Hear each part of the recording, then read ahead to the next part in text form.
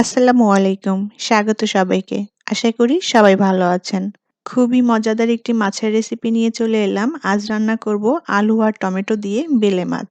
সাদা গরম ভাতের সাথে খেতে খুবই ভালো লাগবে। আমি এখানে ০.৫ কেজি পরিমাণ ছোট সাইজের বেলে মাছ আগে থেকেই খুব ভালোভাবে ধুয়ে পরিষ্কার করে সামান্য হলুদ, লবণ আর একটু তেল দিয়ে মেখে রেখেছি।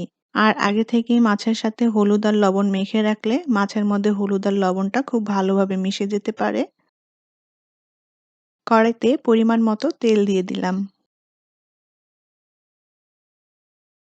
এবার এই তেলের মধ্যে দিয়ে দিব পেঁয়াজ কুচি। আমি এখানে মাঝারি সাইজের ২ টা পেঁয়াজ কুচি করে নিয়েছি।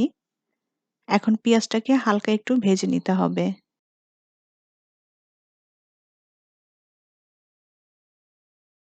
পেঁয়াজটা হালকা একটু ভেজে এখন এর মধ্যে কাঁচামরিচ দিয়ে দিব।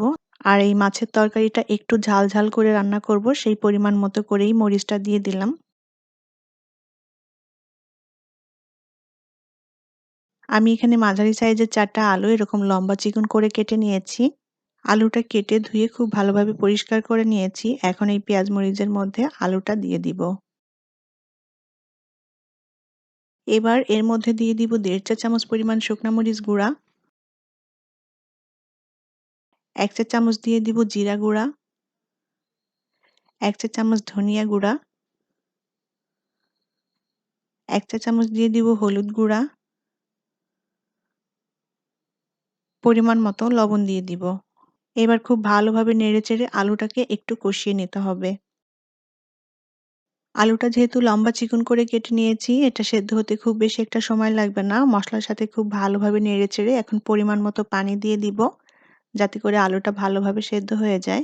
আমার চ্যানেলে এখনো যারা নতুন চ্যানেলটি সাবস্ক্রাইব করেননি তারা প্লিজ আমার চ্যানেলটি সাবস্ক্রাইব করে নিবেন এবং পাশে থাকা ছোট্ট বেল বাটনটি ক্লিক করে দিবেন। এতে করে আমি যখনই কোনো ভিডিও আপলোড করব সাথে সাথে আপনাদের কাছে নোটিফিকেশনটি পৌঁছে যাবে। আর যারা সাবস্ক্রাইব করে নিয়েছেন তাদেরকে অসংখ্য ধন্যবাদ। আর এখানে আমি ৫-৬ টা ছোট সাইজের টমেটো এভাবে লম্বা ফালি করে কেটে নিয়েছি। এখন এই টমেটোটা আলুর মধ্যে দিয়ে দিব।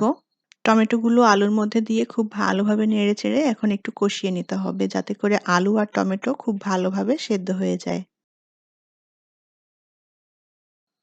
আলু আর টমেটোটা বেশ ভালোভাবে সেদ্ধ হয়ে এসেছে।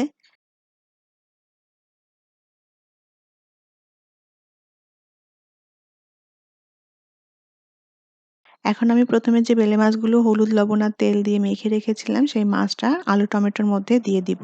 আর আজকের এই রান্নাটা আমি করছি গ্রামের স্টাইলে। গ্রামে ঠিক যেভাবে এই মাছটা রান্না করে আমি সেভাবেই করে দেখানোর চেষ্টা করেছি।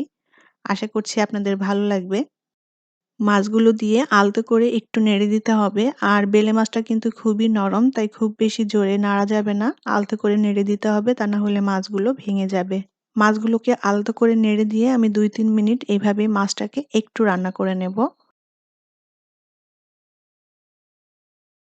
২ মিনিটের মতো মাছটাকে একটু রান্না করে নিয়ে এখন এর মধ্যে পরিমাণ মতো পানি দিয়ে দিব। আমি মাছের তরকারিতে খুব বেশি ঝোল রাখবো না, ঝোলটা মাখা, মাখা মতো হবে সেই পরিমাণ মতো করেই পানিটা দিয়ে দিলাম।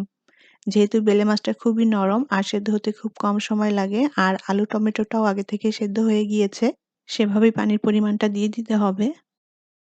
আমি ৬-৭ মিনিটের মতো মাছটা রান্না করে নিয়েছি আর আমার আলু টমেটো দিয়ে বেলে মাছ রান্নাটা হয়ে গিয়েছে। এখন এটা নামিয়ে নিব আর এটা গরম ভাতের সাথে খেতে খুবই ভালো লাগবে।